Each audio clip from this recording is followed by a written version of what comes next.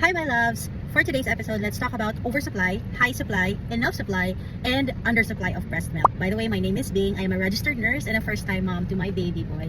A lot of people ask me, are you an oversupplier? Kasi I've been donating some of my breast milk to hospitals, to the NICU, or some friends who are in need for breast milk. The quick answer to that is, I don't consider myself as an oversupply, but I am a high supplier of breast milk. So ano bang kaibahan nito? Or ano ba ang oversupply?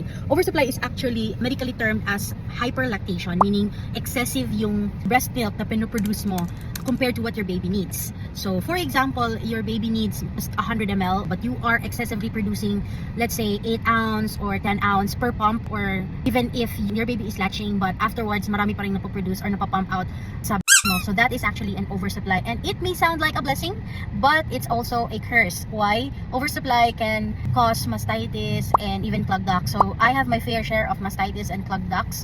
So masakit talaga siya, no, nakakalagnat pa sometimes.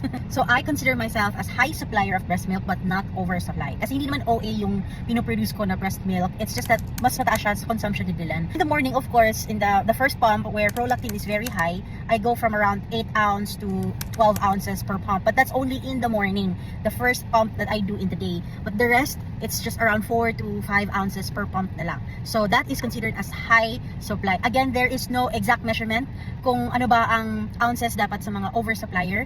But then again, if it's excessive or OA, then you are an oversupplier. And I hope that answers your question.